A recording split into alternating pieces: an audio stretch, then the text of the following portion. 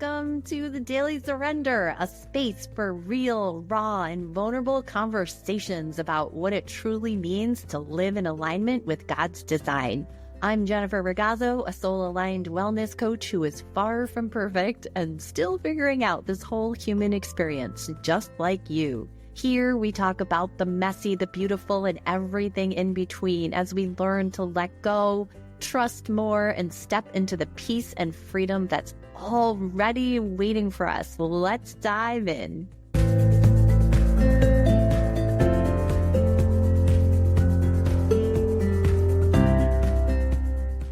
Welcome back to the Daily Surrender. I am so glad you're here. Today's episode is one that I think will land very deeply in the soul for many of you. We're going to talk about what we do when we feel off, when the heaviness hits, when sadness, fatigue, grief, or what I like to call the soul blues show up for us. Because here's the truth. Surrender is not the absence of emotion. It's not like, oh, I'm feeling an emotion that's less than quote unquote perfect, and I need to quickly surrender and get rid of it. It's not about always feeling good or avoiding the hard feelings. True surrender is about being willing to feel all of it without making those feelings wrong. I want to start by saying this. The more that we intentionally show up for ourselves to grow, to evolve, to essentially ascend, the more we're going to feel. So if you've been listening to this podcast and we're on episode 6 by now, and you've been hanging with me, whether it's just on this podcast or you've been following me for years, or maybe you've worked with me in one of my coaching programs before, you may have started, or maybe you're really used to feeling more.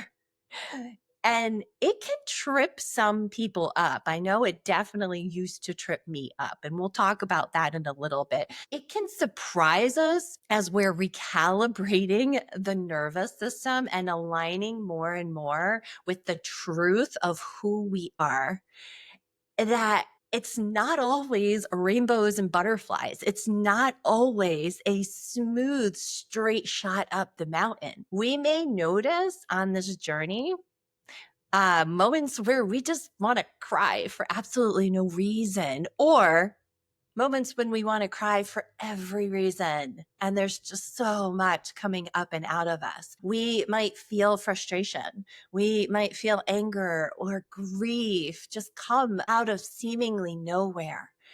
And in all of it, we might be experiencing or feeling fatigue and exhaustion, deeply, soulfully tired. I don't know if you listening here have ever experienced any of that, but I can tell you and assure you I have. And it's all part of the journey, my friend. You are not doing anything wrong. That's what I want to emphasize in today's episode. We're going to dive into this a little bit more so that you can understand why these feelings are here for us, why it's all part of the journey, and why feeling emotions is actually part of the experience of the daily surrender. You are not broken. You are just becoming more whole. So let's talk about the beauty of feeling it all. You're like, really, Jen? Because sometimes my emotions are so big. I'm not really into it. I'm not really looking at it like it's the beautiful experience that you're saying. So hang in with me for a few minutes. I am a really big feeler. I always have been. When I was a very little girl in my family, I would often get called dramatic because of my big emotions that sometimes would have me throwing myself on the floor in tears, just begging for people to hold space for me and allow me to feel these big feelings. I didn't understand them. And then because of certain reinforcement, maybe I was teased or told to be quiet, or Jen, you're too much, or you're just so dramatic. I made my big feelingness, my big feelingness, is that even a thing? I made it wrong. A highly sensitive person feels a lot, and I'm a highly sensitive person. And being a highly sensitive person is one of my superpowers. but it also has a shadow side. So our shadow sides that come alongside our gifts are also there for us. We just need to understand them. In the past, when I had really big emotions before I understood that I'm not wrong for being created this way. So, really big emotions, such as a deep, deep, deep sadness, not just all the big emotions of joy, elation. I'm very intuitive. I can feel other people's emotions, which makes me a really good friend, a really good coach. I would feel the deeper, harder emotions in what felt like a tidal wave that was drowning me. And what would happen in my past when I would feel deep sadness or anxiety or perhaps anger or grief, I would instantly start to judge the emotions and judge myself. I would take out what I call the metaphorical baseball bat and pretty much beat the crap out of myself for having thoughts like, what is wrong with you, Jen? I mean, seriously, you have such a good life. Why can't you just be happy? You know all the tools. You have all the tools. You know God. Like, why in the world are you feeling anything less than peace and joy and pure bliss? Like, what the heck? And I would beat myself up. And in doing that, the shame that would bring would exasperate the sadness. My sadness would grow, it would amplify, and I would swirl down, down, down into this spiral into the emotion rather than letting the emotions just flow through me. And when I would spiral down inside the emotion with the shame, of course, driving it at this point, and it would be amplified, it was consuming. It was awful. And then my shame would just amplify even more because this was my behind the scenes. And then I'd be beating myself up again for having these less than ideal, less than perfect emotions. And I would again question and judge myself. But something really changed in me when I began very intentionally exploring surrender. What does surrender actually look like? What does it mean? And then practicing it. Oh my goodness, have I had to practice it? And I still practice it. This episode that we're doing here today, this conversation I'm having with you, was prompted because I had 2 days of feeling sadness and lethargy and a deep soul fatigue. I wanted to cry. I didn't even understand why I wanted to cry. And I was observing it and feeling it and sitting in it. And I thought, I got to talk about this. I've got to talk about this on the podcast because I cannot be the only person that experiences this. And I know that I'm not. I coach people for a living and I have coached hundreds of people over the years and helped so many get up and out of that pit that they spiraled themselves into with, again, the self-deprecating thoughts, the shameful thoughts, the beating themselves up. So here's one of the things that I do today when I'm feeling really big emotions, big feelings. I ask them questions. Why are you here? Questions like, what are you asking of me? Is there something that you would like more of? Is there something that you'd like less of? Sometimes the answer is, yes, Jen, a nap. And then I ask myself, what would feel really good to me right now?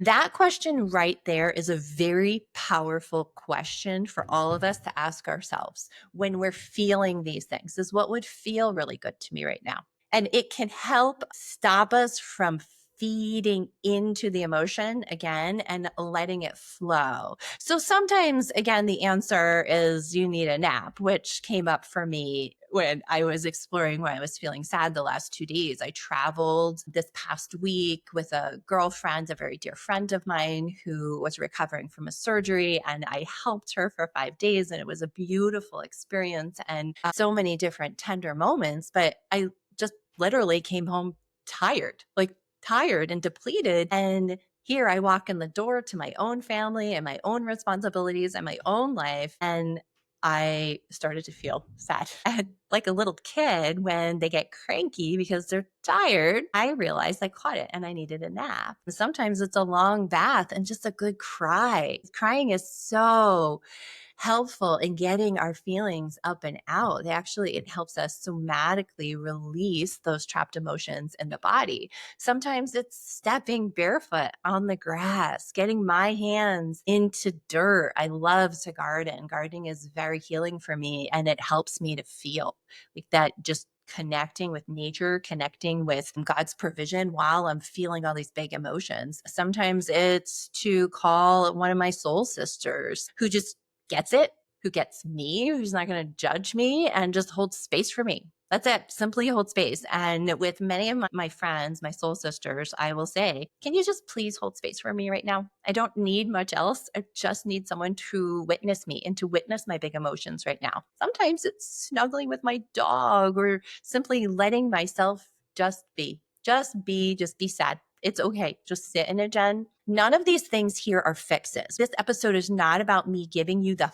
fix for your big emotions. It's about helping you to honor them. Just honor. They're how I surrender without abandoning myself. Because we can abandon ourselves and abandon those emotions when we try and quickly move through them or shove them down, or we make ourselves wrong for having them. So let's talk a little bit now about the nervous system and the metaphysical why behind all of this, behind having emotions. When we're on this very intentional path of surrendering, we step into truth. We know that we are inherently loved. We're unconditionally loved. Like, we know all of this, right? But here we are and we're like, what the heck? Why am I still not feeling peaceful and joyful and happy all the time? Why does this happen? So from a physiological perspective, your nervous system is constantly scanning for safety. When we've experienced trauma, suppression, long held patterns of perhaps over functioning, hello, that would be me, the body remembers, like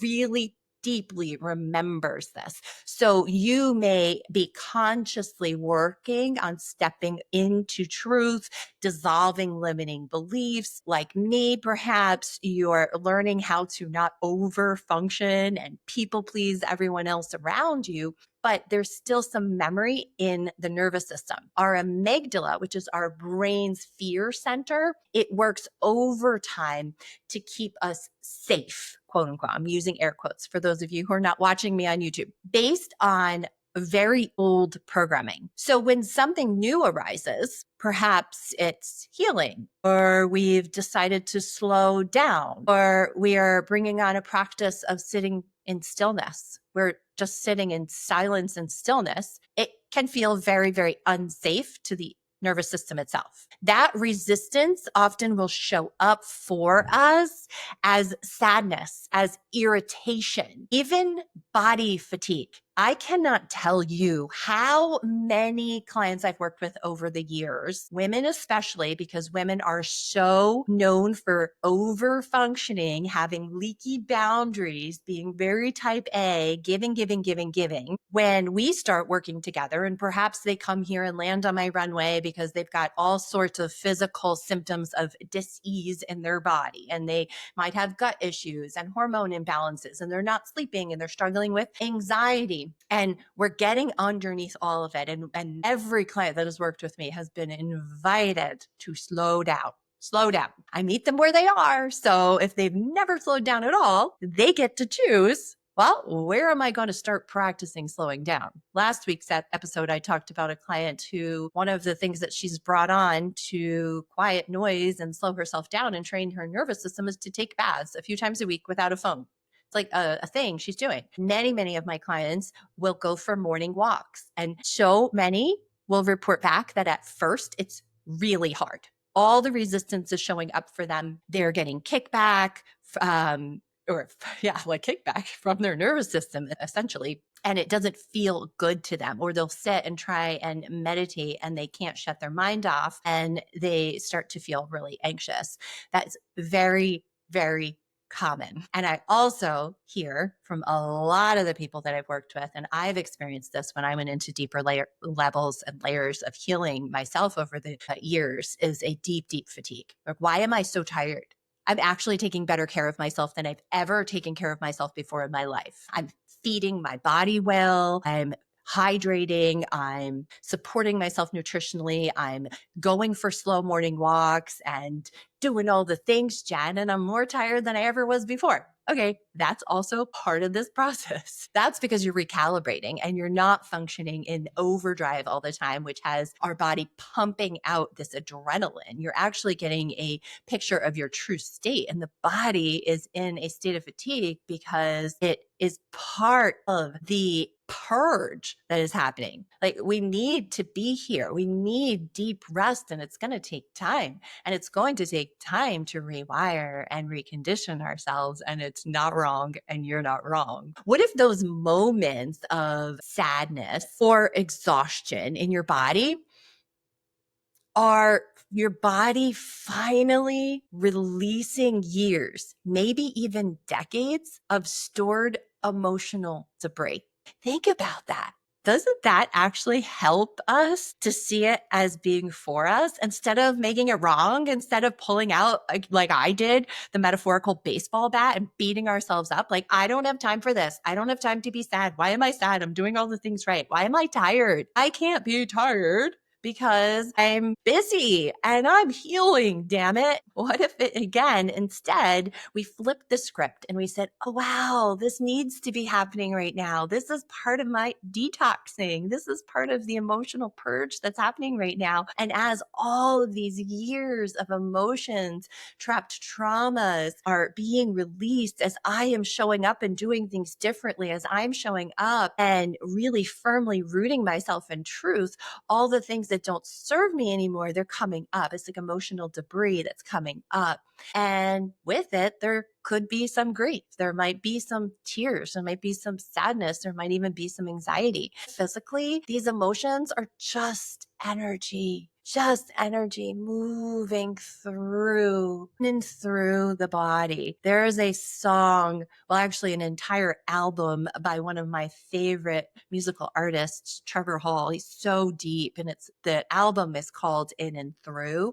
And Blue Sky Mind, you can go look it up wherever you listen to music, but Blue Sky Mind has a lyric where it's just in and through the body, in and through the body, like we're moving things up and out, up and out. So what if instead we looked at these emotions that are coming up as for what they are? They're just energy that's moving in and through. They're here to be felt. They're inviting us to feel them, right? Like, if we're going to get them up and let them flow out, we've got to feel them. So they're coming in and they're moving through the body. They're here to be felt. They're here to be witnessed. They're here to be honored. They're not here to be judged.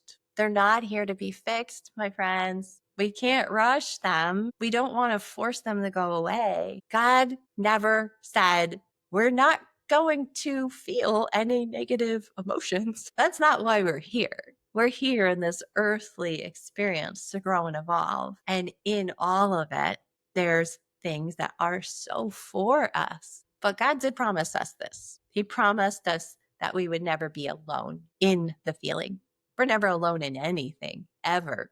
So this experience of being human comes with trials that we were told and promised. But again, we were told and promised that we would never, ever be alone because God, source, the divine, is inside of us. So let's talk about coming home within, because home, again, home, God, source, creator, is inside of us. So when you're feeling heavy, low, or just maybe just off, you're having an off day, remember these things. You are not your feelings. You are not your energy level. You are not failing. You are being human.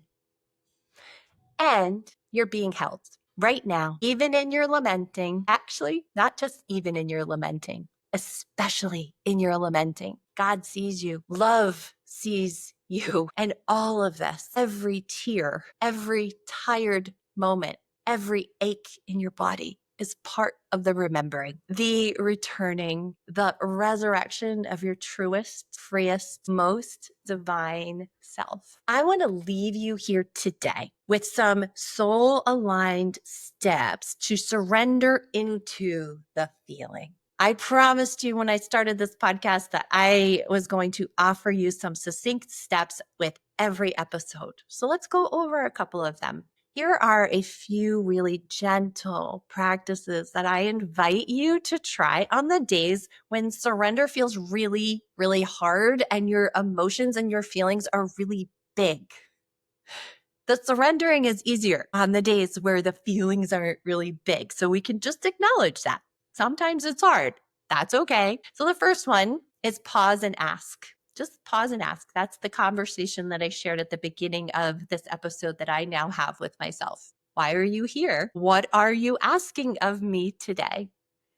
And let the answer come in softly. It might just be a feeling. It might be a nudge. Just get quiet and listen. Allow your body to guide you too. I know for myself, sometimes when I ask, I'm led. I might be led to go walk outside. I might be led to take that nap. I might be prompted to call a girlfriend. That's how the answers come. Allow the emotion to move. This is important.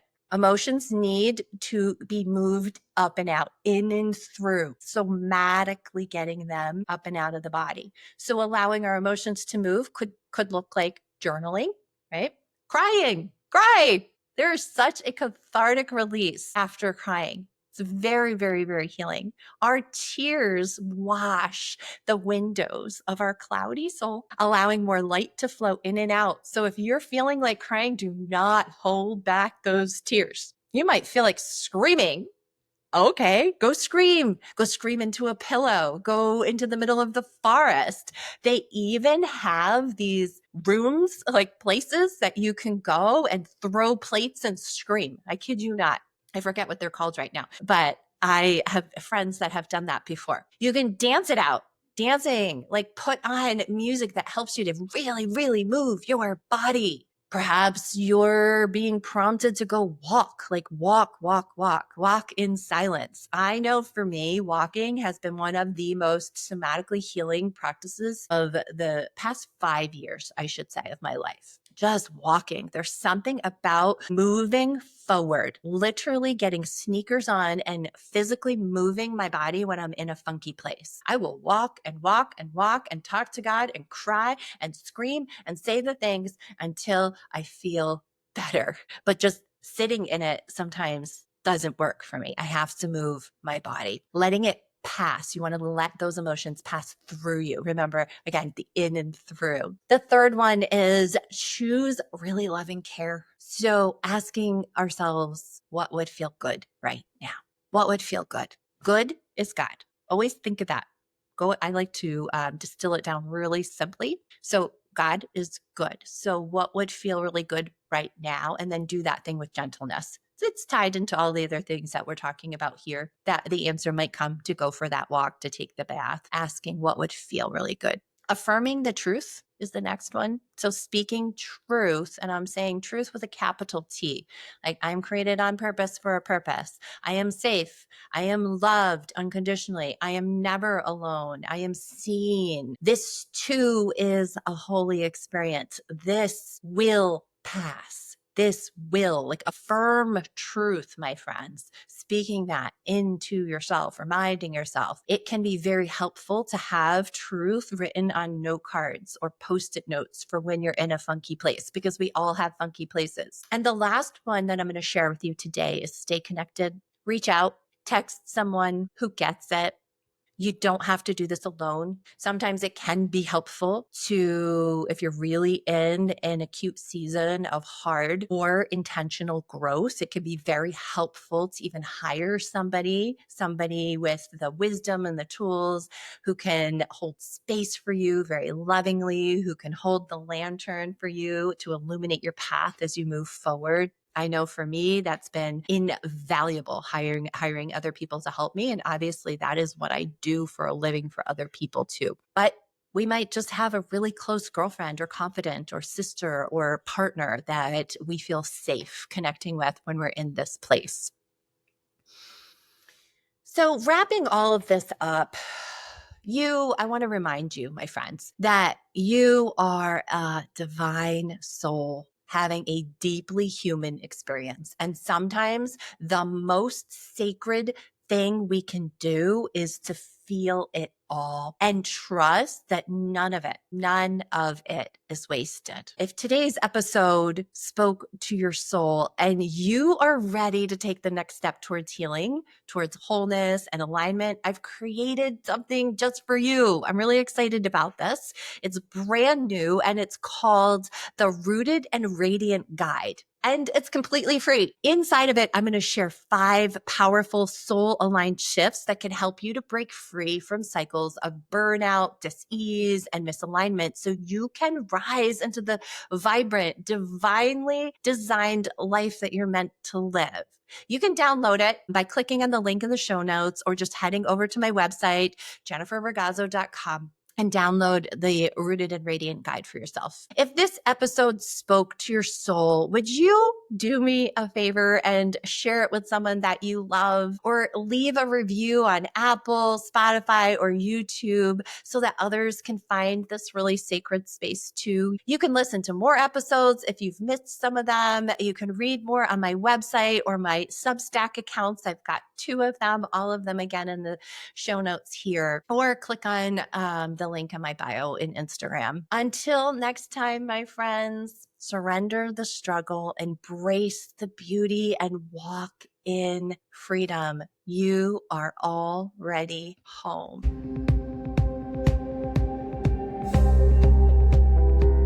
Thank you for joining me on the Daily Surrender. If today's episode spoke to you, I'd love to hear your reflections. Send me a message, share this with a friend, or leave a review. Or remember, true healing and freedom come when we let go, surrender, and trust that God's way is so much better than our way. Until next time, my friends, keep surrendering, keep rising, and keep walking in peace.